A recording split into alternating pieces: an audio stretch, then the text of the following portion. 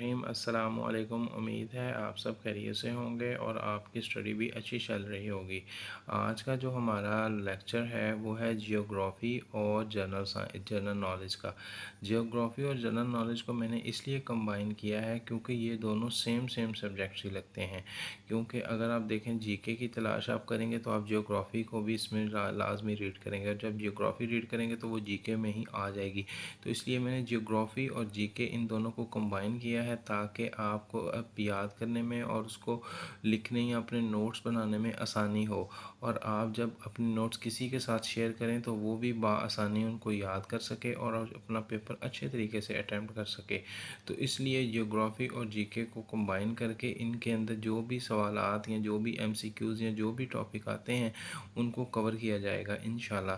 तो आज का हमारा जियोग्राफ़ी प्लस जीके इन दोनों को अगर कंबाइन किया जाए तो आज का जो हमारा पहला टॉपिक है वो अर्थ बनता है। अर्थ में सबसे पहले तो ये होना कि अर्थ किस किस पर मुश्तमिल है। अर्थ 7 लैंड्स और 5 वाटर यानी कि मेन बॉडीज़ जिसे हम ओशंस कहते हैं उन पर मुश्तमिल है। एटमॉस्फेयर और लिविंग ऑर्गेनिजम्स भी इसी में वाक़ हैं। अगर हम लैंड की बात की जाए तो ये लैंड 7 कॉन्टिनेंट्स पर मुश्तमिल होती है, जिसमें सबसे पहले कॉन्टिनेंट का नाम एशिया, उसके बाद यूरोप, उसके बाद अफ्रीका, उसके बाद north America, south America, Australia और एंटार्क्टिका। ये 7 लैंड्स जो हैं यानी ये 7 जो कॉन्टिनेंट्स हैं, ये जो 7 कॉन्टिनेंट्स हैं इनको लैंड पर मुश्तमिल है, जबकि जो वाटर है ये 5 ओशंस पर मुश्तमिल है। अब वो ओशंस कौन कौन से हैं उनके नाम भी डिटेल हैं। Pacific ocean, Atlantic ocean, Arctic ocean, Indian southern ocean, ये 5 ओशंस हैं। उसके बाद अगर हम बात करें एरिया वाइज कॉन्टिनेंट की, तो एरिया वाइज कॉन्टिनेंट में मैंने ये ट्रिक इस्तेमाल किया है कि ANSAEA, अंसाइया, यानी कि देखें कि एरिया वाइज सबसे बड़ा जो कॉन्टिनेंट है उसका नाम है एशिया, उसके बाद अफ्रीका, उसके बाद नॉर्थ अमेरिका, उसके बाद साउथ अमेरिका, उसके बाद एंटार्क्टिका, यूरोप और ऑस्ट्रेलिया। अब अगर देखें तो इस ए से बनता है Asia, Africa, north America, south America, उसके बाद एंटार्क्टिका, यूरोप और ऑस्ट्रेलिया। अगर लेकिन ये याद रखिएगा कि एंटार्क्टिका वह ऐसा कॉन्टिनेंट है कि जहाँ पर लिविंग ज़िंदगी नहीं गुजर सकती, नॉन लिविंग कॉन्टिनेंट है। उसके बाद हमारे पास पॉपुलेशन वाइज आ जाता है। अगर पीपीएससी आपसे एरिया वाइज पूछे तो आपने ये ट्रिक वाला इस्तेमाल करना है, और अगर पॉपुलेशन वाइज तो पूछे तो आपने ये वाली ट्रिक इस्तेमाल करनी है।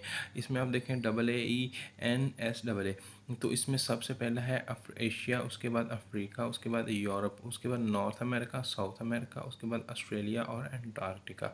आप देखें दोनों एरिया वाइज और पॉपुलेशन वाइज इसमें नॉर्थ अमेरिका पहले आया है। अक्सर बच्चे जो कंफ्यूज हो जाते हैं वो साउथ अमेरिका और नॉर्थ अमेरिका में फ़र्क भूल जाते हैं, तो इनमें बहुत ज़्यादा फ़र्क है, इनमें डिफरेंट कंट्रीज़ हैं इन स्टेट्स में।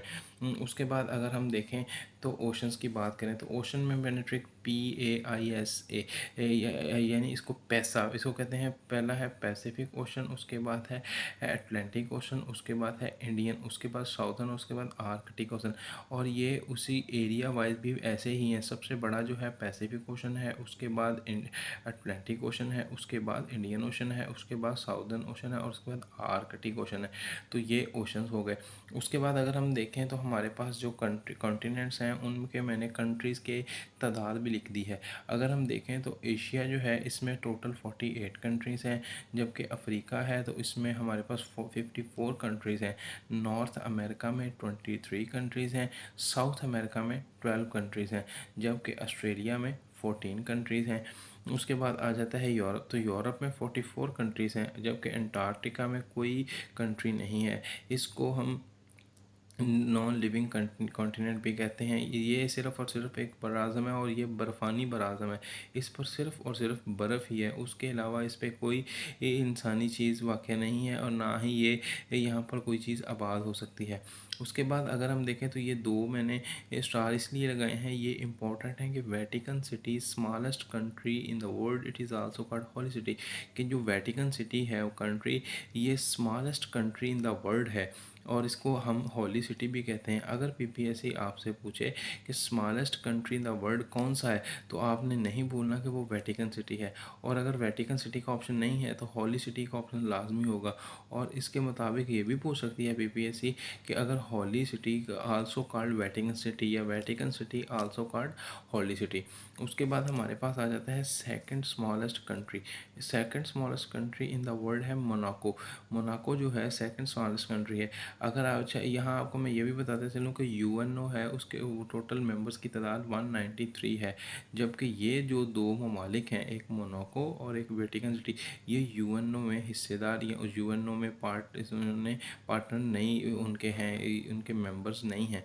इसलिए अगर यूएनओ की 193 है और उस दुनिया में टोटल 195 प्लस कंट्रीज़ हैं। इसलिए ये आज का हमारा जीके प्लस जियोग्राफी का जो लेक्चर है, इंशाल्लाह ताला उम्मीद है आपको इसमें से कुछ ना कुछ लाजमी समझ आई होगी।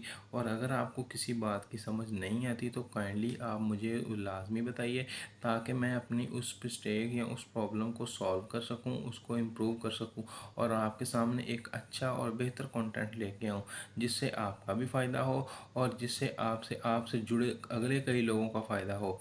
और इंशाल्लाह ताला आप इम्तिहानात में कामयाबी हासिल करें। अस्सलामु अलैकुम वरहमतुल्लाहि वबरकातुहू।